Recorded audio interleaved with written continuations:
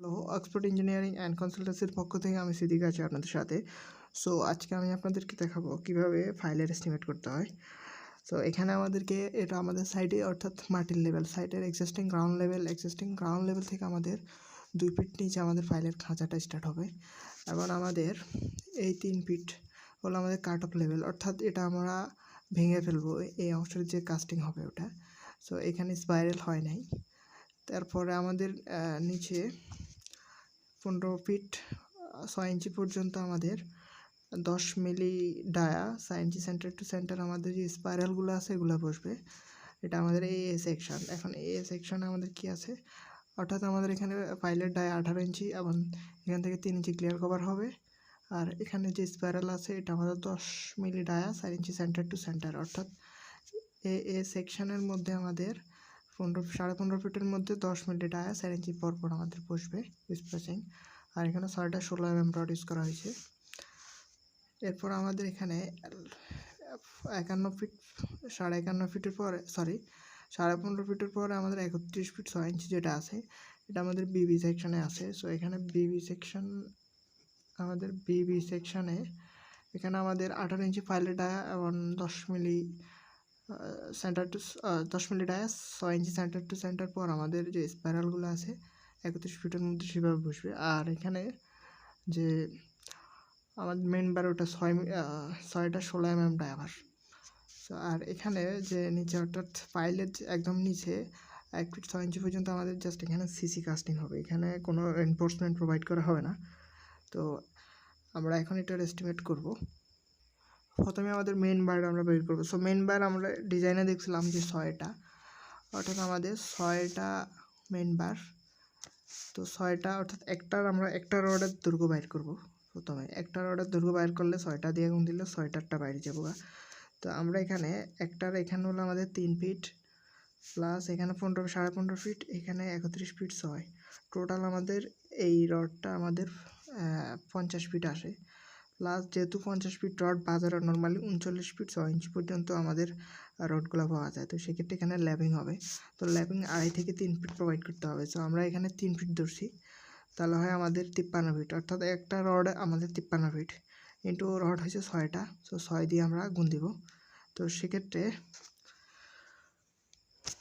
আচ্ছা যাই হোক, তো সেক্ষেত্রে এখানে 318 RFT আসছে ইন্টু 0.48, অর্থাৎ 16 মিলি রডের প্রতি ফিটের ওয়েট আমাদের 0.48 কেজি। এটা আমাদের 532.2 ডি স্কোয়ার বাই ডি মানে আমাদের 16 স্কোয়ার, এই সূত্র দিলে আমাদের 0.48 কেজি আসবে। সো এটা বসালাম, অর্থাৎ এখানে আসতেছে আমাদের 153 কেজি। আর নাম্বার অফ স্পাইরাল। সো এখন আমরা আমাদের স্পাইরাল কতগুলো লাগে ওটা বের করবো, অর্থাৎ 15 ফিট 15.5 ফিটের মধ্যে এখানে আমাদের স্পাইরাল রিংগুলো কতগুলো লাগে এটা বের করবো। সো এটা বের করার জন্য আমরা এখানে নাম্বার অফ স্পাইরাল আমাদের যতটুকুর মধ্যে স্পাইরালগুলো বসবে ওটা হচ্ছে আমাদের 15.5 ফিট, মানে 15 ফিট 6কে 12 দিয়ে ভাগ দিচ্ছি আর 5 আসছে, তাহলে 15 ফিট 6 ভাগ আমাদের এগুলো বসবে কত ইঞ্চি পর, আমাদের এই সেকশনের মধ্যে আমাদের 4 ইঞ্চি পর বসবে, অর্থাৎ প্রথম 15 ফিট 6 ইঞ্চির মধ্যে 10 মিলি ডায়া 4 ইঞ্চি সেন্টার টু সেন্টার আমাদের এই স্পাইরালগুলো বসবে। তো 4কে 12 দিয়ে ভাগ দিলে আসে আমাদের ফিটে 0.33 ফিট, তাহলে 12.5কে 0.33 ভাগ দিলে 47 নস আসতেছে। তো এখন আমরা বাইর করব আমাদের আর যে নিচের যে 31 ফিট 6 আছে, অর্থাৎ 31.5 ফিটের মধ্যে আমাদের কতগুলো আমাদের স্পাইরাল লাগতেছে ওটা বের করব। সো এখানে 31 ফিট 6-এর মধ্যে 6 ইঞ্চি সেন্টার টু সেন্টার পরপর আমাদের স্পাইরালগুলো বসবে। এখানে বিবি সেকশনে আছে 6 ইঞ্চি পরপর, যেহেতু এটা বিবি সেকশনের আন্ডারে পড়ছে, তো সেক্ষেত্রে 31 ফিট 6 ভাগ 6 ইঞ্চি পরপর। সো 6কে আমরা 12 দিয়ে ভাগ দিলে আসে 0.5 ফিট, তাহলে 63 নোস। তাহলে আমাদের 15 ফিটের মধ্যে লাগতেছে 47 আর 31 ফিট 6 লাগতেছে 63, বাট আমাদের 110টা স্পাইরাল লাগবে।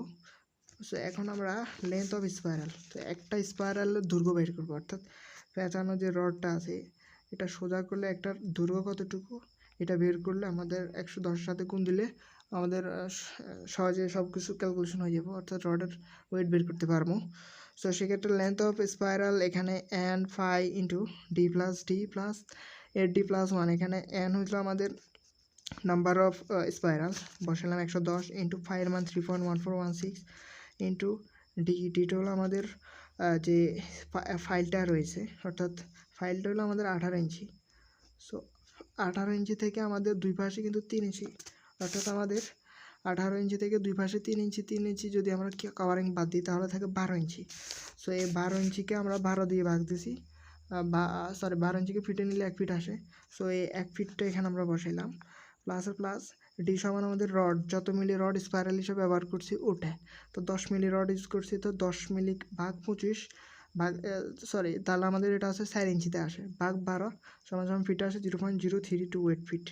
তাহলে ডি এর মান 0.0328 ফিট, প্লাসের প্লাস 8 ডি মানে আমাদের 0.0328 প্লাস 1 এক্সট্রা একটা ধরতে হবে, তো আমাদের আসে 358.17 RFT ইন্টু 0.18 আমাদের 10 মিলি রডের ওয়েট, অর্থাৎ আমাদের এই সূত্র যেটা আছে ডি স্কোয়ার সূত্র, এটা দিলে আমাদের আসে ডি স্কোয়ার 532.2 দিলে 0.18 আসবে, তাহলে আসে 65 কেজি। তাহলে টোটাল আমাদের মেইন বার লাগতেছে 153 কেজি, স্পাইরাল লাগতেছে 65 কেজি। এটা হলো আমাদের পাইলের রডের পরিমাণ। এখন আমরা দেখব কত কেজি কত ব্যাগ সিমেন্ট স্যান্ড এগুলো লাগে, এগুলো বের করবো।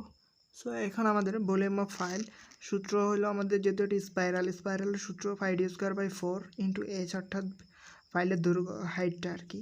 সো ফাইলের মান 3.1416 ইন্টু ডি সমান হলো আমাদের ফাইলের 18 ইঞ্চিটা ডায়া, 18 ইঞ্চিকে 12 দিয়ে ভাগ দিলে আসে আমাদের 1.5 ফিট স্কোয়ার ভাগ 4 ইন্টু আমাদের যে এটার অর্থাৎ ফাইলের দৈর্ঘ্য অর্থাৎ হাইটটা আর কি, হাইট হলো আমাদের 51.6 ফিট, অর্থাৎ এখানে কাট অফ লেভেলের টপ থেকে একদম বটম পর্যন্ত, তাহলে আমাদের 51.6 ইঞ্চি। সো এটাকে 12 দিয়ে ভাগ দিলে 5 আসে, তাহলে আসে 91.06 CFT ইন্টু 1.5 ড্রাই ভলিউম, তাহলে আমাদের আসে এখানে 136.51 CFT। তাহলে রেশিও হলো আমাদের রেশিও হলো 1:1.5:3 5.5। সিমেন্ট লাগে আমাদের রেশিও ইন্টু ড্রাই ভলিউম ভাগ রেশিও যোগফল ইন্টু 1.25, ব্যাকেট দেওয়া লাগবে, না হলে কিন্তু ক্যালকুলেশন ভুল আসবে। তাহলে আসে 20 ব্যাগ। স্যান্ড আমাদের 1.5 ইন্টু ড্রাই ভলিউম ভাগ 5.5, এখন খোয়া যেটা 136.5, অর্থাৎ ড্রাই ভলিউমটা 5.5। সো এই ছিল আজকে টিউটোরিয়াল। আর নেক্সট টিউটোরিয়ালে আশা করি অটোক্যাড নিয়ে আলোচনা করব, অটোক্যাডের টিউটোরিয়াল আসতেছে। সো সবাই এস্টিমেটগুলো দেখবেন আর আমার চ্যানেলের সাথে থাকবেন। আল্লাহ হাফিজ।